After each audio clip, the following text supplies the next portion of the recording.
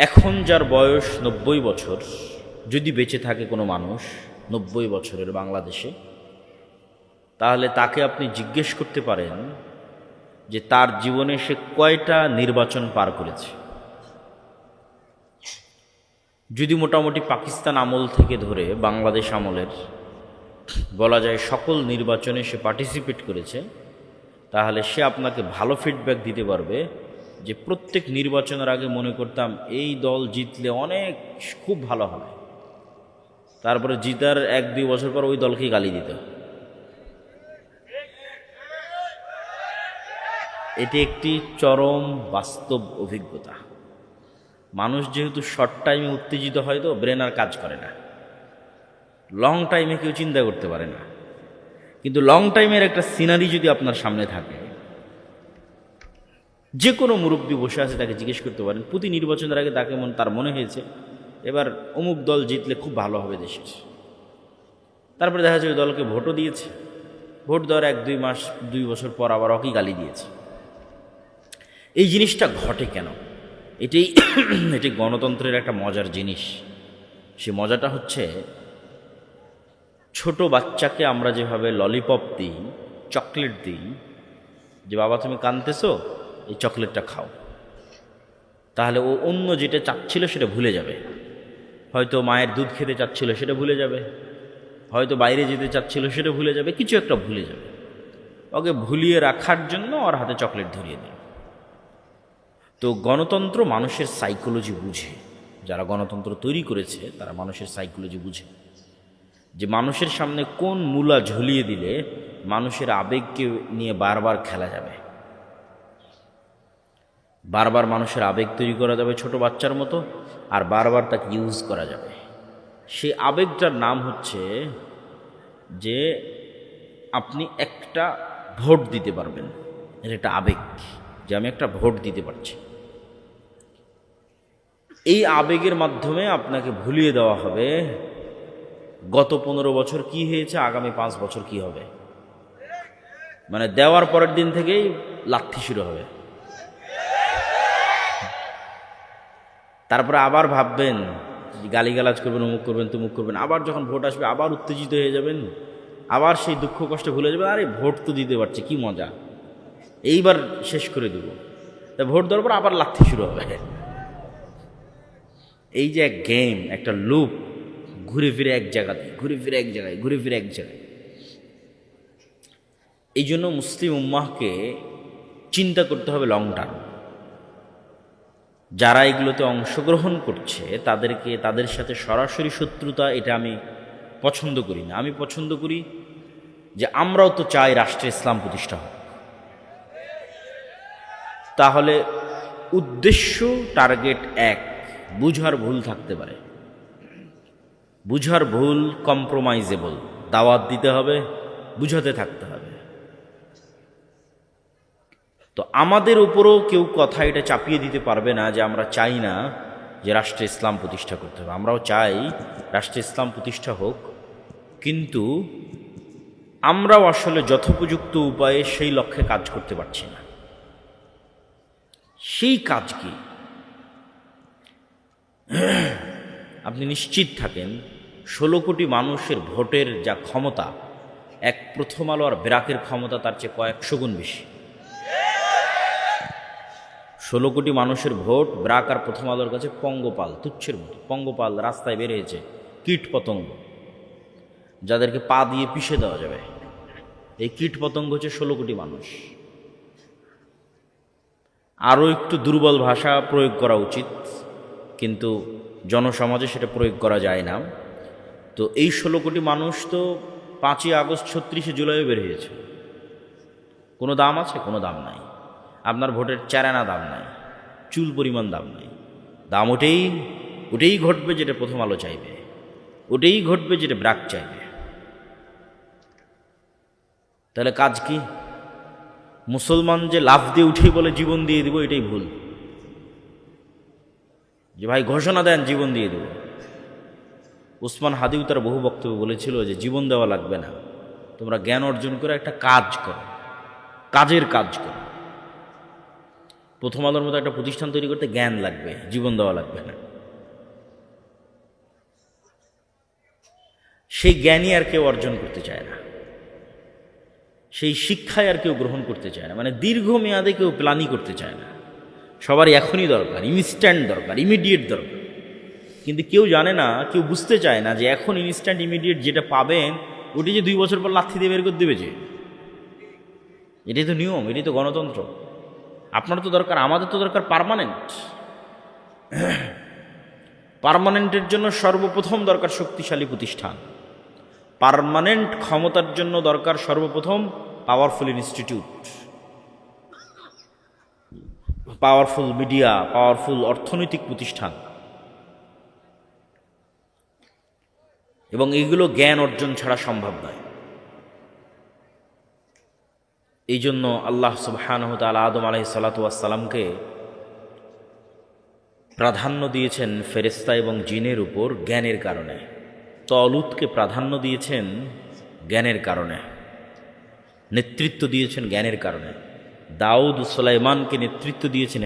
শয়তান যখন কোনো মানুষকে দেখে যে তাকে, তার আগে বলি, শয়তান মানুষের মাইন্ড গেম, মাইন্ড সাইকোলজি, অন্তরের অবস্থা বুঝে তার সাথে গেম খেলে। যার অন্তরের টান যেমন তার সাথে গেমের প্ল্যান তেমন। সবার সাথে একই রকম গেম শয়তান খেলে না। যাকে দেখছে জন্মগত তার অন্তরে আল্লাহ ভীতি, বাপ মা ভালো, দাদা দাদি ভালো, তাকে তো পথভ্রষ্ট করা যাচ্ছে না, কি করা যায়? তখন তার জন্য স্ট্র্যাটেজি ভিন্ন। যেহেতু সে আল্লাহওয়ালা পরহেজগার, অতএব তাকে বেদাতে লাগিয়ে দাও। সালাত থেকে যেহেতু বিরত রাখা গেল না, তাহলে লাগাও কিসে? কথা বলেন না যে লাগাও কিসে?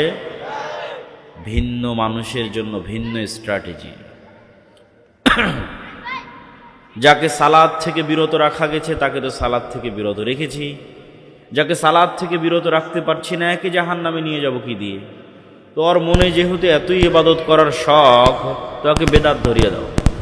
এই যে এটাও একটা ইবাদত, এই যে এটাও একটা ইবাদত, আর এটাও একটা, এটাও ভালো, এটাও ফজিল। ও তো আর বুঝতে পারে না, ও মনে করে আমার তো যাওয়া দরকার জান্নাত। ইবাদতের পরে ইবাদত করতে থাকে, চলে যায় জাহান্নামে। তো শয়তান এইরকম চালাক। কাউকে যদি দেখে যে না, তাকে অন্য কোনো ফাঁদে ফেলা যাচ্ছে না, কিন্তু তার টাকার খুব নেশা, সে সময় নষ্ট করে না, রাত দিন পরিশ্রম করতে থাকে, টাকা উপার্জন করবে তাই। তখন শয়তান আর ব্রেনে ঢুকিয়ে দেয় হালাল হারামের চিন্তা করার দরকার নাই, যেদিক থেকে পাওয়া যায় সেদিক থেকে ইনকাম করো। যার মনে যেটার চাহিদা বেশি তার সাথে শয়তান ওইভাবে গেম প্ল্যান রেডি করে। যার প্রতি দেখে, যার মধ্যে দেখে নারীর প্রতি দুর্বলতা, তাকে টেনে নিয়ে যায় সেই দিকে। ওর যেহেতু টাকা পয়সার দিকে কোনো মনোযোগ নাই, তোকে হারাম হালাল বুঝিয়ে লাভ নাই। ও টাকা পয়সা হারাম হালাল বেছেই চলে, কিন্তু ওর দুর্বলতা নারী, তখন ওকে সেখানে লাগিয়ে দেয়। আলেম ওলামাদেরকে যখন কোনোটাতেই পারে না, তখন আলেম ওলামাদেরকে চিন্তা করে এদের কিভাবে জাহান্নামে নিয়ে যাব, বলে এদের মধ্যে হিংসা আর অহংকার ঢুকিয়ে দাও। বুঝলেন? তো শয়তান এক একজনের জন্য এক এক স্ট্র্যাটেজি তৈরি করে, কাকে কে কোথায় দুর্বল ও খুব ভালোভাবে জানে। তো আলেম ওলামা কোথায় দুর্বল হবে? সালাত থেকে তো বিরত রাখতে পারবেই না। হালাল হারাম থেকে শুরু করে আর অন্য অনেক বিষয় আছে যেগুলো যেগুলো আলেম ওলামাদের দিয়ে করানো অনেক কঠিন। তো আলেম ওলামাদের দিয়ে করানো সহজ কোনটা? আরে ওই আলেম না এটা বলেছে, এটা করেছে, শুরু হয়ে গেল, ফাঁদে পা দিয়ে দিল। হুজুরদের জন্য ফাঁদ শয়তান তৈরি করে, হিংসার ফাঁদ তৈরি করে, রিয়ার ফাঁদ তৈরি করে, অহংকারের ফাঁদ। খুব ভয়ঙ্কর। শয়তানের স্ট্র্যাটেজি বুঝা আর এর সাথে চলা খুব ভয়ঙ্কর। ইবনুল কাইয়িম রাহিমাহুল্লাহ তো আরও মজা করে লিখছেন যে শয়তান এত বাটপারের বাটপার, এত চালাকের চালাক, মানুষকে তো খারাপের দিকে উদ্বুদ্ধ করে করে আবার ওই খারাপে ফাঁসিয়ে দেওয়ার ব্যবস্থাও করে। বুঝেন, একজনের মাথায় ঢুকিয়ে দিয়েছে যে একে হত্যা করতে হবে, শয়তানি ঢুকিয়েছে। এখন ওকে হত্যার ঘটনায় ফাঁসাতে কেমনে হবে এইটার প্ল্যানও শয়তান রেডি করে রাখে। এখন খুব প্ল্যান করে হত্যা করতে গেছে, তা ওর মধ্যে ভুল করে ফেলবে, ওই ভুলটা শয়তান করে। ওই একটা ভুলের কারণে পুলিশ তদন্ত করতে গিয়ে ওকে ধরে ফেলেছে, ধরে ফেলে এখনও জেলখানায় বন্দি আছে, ফাঁসির আসামি। তখন শয়তান দূর থেকে হাসে, কি মজা, তোকে দিয়ে হত্যাও করালাম, আবার তোকে গ্রেফতার করারও ব্যবস্থা করলাম, এখন তোর ফাঁসি দেওয়ার ব্যবস্থা করতেছি, থাম। এইভাবে শয়তান খেলে। আপনাকে একটার দিকেও প্রলুব্ধ করবে যে ঠিক আছে এখানে যাও, এটা করো, ওখানে ধরা পড়ারও ব্যবস্থা করবে, তারপরে আপনার মান সম্মান সব কিছু নিয়ে টানাটানি লেগে যাবে, ও দূর থেকে হাসবে। শয়তান মানুষের সবচেয়ে ভয়ঙ্কর শত্রু। যদিও এই বিষয়গুলো বিস্তারিত, শয়তানের এই বিষয়গুলো, ফেরেশতাদের বিষয়গুলো বিস্তারিত আল্লাহর পথে যাত্রা, যেটি আমার লেখা বছরের নতুন বই, সে বই আরও চমৎকার, আরও বিস্তারিত, আরও দলিল ভিত্তিক আছে। তা আব্দুর রহিমের কথার সাথে সংযুক্ত করে এতটুকু যুক্ত করলাম। আজকে সংক্ষিপ্ত বক্তব্যের বিষয়বস্তু,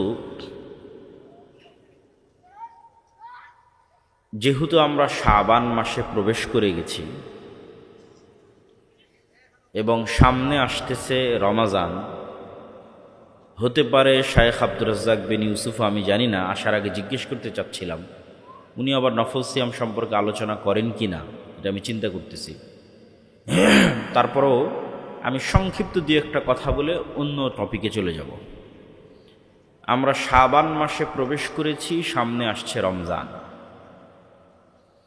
সিয়ামের বিষয়ে দু একটা কথা আমার চিন্তা থেকে আপনাদের শেয়ার করি। মারিয়াম আলাইহিস সালাতু ওয়াস সালাম যখন নির্জন এলাকা থেকে লোকালয়ে সন্তান নিয়ে প্রবেশ করলেন, তখন তিনি বলছেন, ইন্নী নাযারতু লির রহমানি সাওমা ফালান উকাল্লিমাল ইয়াওমা ইনসিয়া। মানুষজন জিজ্ঞেস করছে, মারিয়াম এই ছেলে কোথায় থেকে আসছে, তোমার তো বিয়ে হয়নি। তো উনি বলছেন, ইন্নী নাযারতু লির রহমানি সাওমা, আমি আল্লাহর জন্য সিয়াম রেখেছি, ফালান উকাল্লিমাল ইয়াওমা ইনসিয়া, তাই কোনো মানুষের সাথে কথা বলবো না। ফা আশারাত ইলাইহি, মুখ বন্ধ রেখে এখন হাত দিয়ে ইশারা করতেছে বাচ্চার দিকে। একে জিজ্ঞেস করো। আমার প্রশ্নের জায়গা হয়তো বুঝতে পেরেছেন, সিয়াম থাকলে কথা বলা যাবে না কেন? উনি বলছেন, ইন্নী নাযারতু লির রহমানি সাওমা, আমি আল্লাহর জন্য সিয়াম আছি, ফালান উকাল্লিমাল ইয়াওমা ইনসিয়া, এই জন্য কোনো মানুষের সাথে কথা বলবো না। তার মানে সিয়াম থাকা মানে শুধু খাবার থেকে বিরত থাকা নয়। আমরা যেটাকে রোজা বানিয়ে নিয়েছি, আমরা সিয়াম শব্দের অর্থই বুঝিনি। সিয়াম এক ব্যাপক অর্থবোধক শব্দ। জাকারিয়া আলাইহিস সালাতু ওয়াস সালামও যখন আল্লাহর কাছে সন্তান চাইলেন, হুনালিকা দাআ জাকারিয়া রাব্বাহ, তখন তাকে তা আল্লাহ আলামত দিচ্ছেন যে আয়াতুহা আল্লাহ তুকাল্লিমান নাসা সালাসাতা আইয়াম, তোমার যে সন্তান হবে তার আলামত হচ্ছে তুমি 3 দিন মুখ বন্ধ রাখবা, মানুষের সাথে কথা বলবে না। জিহব্বার সিয়াম।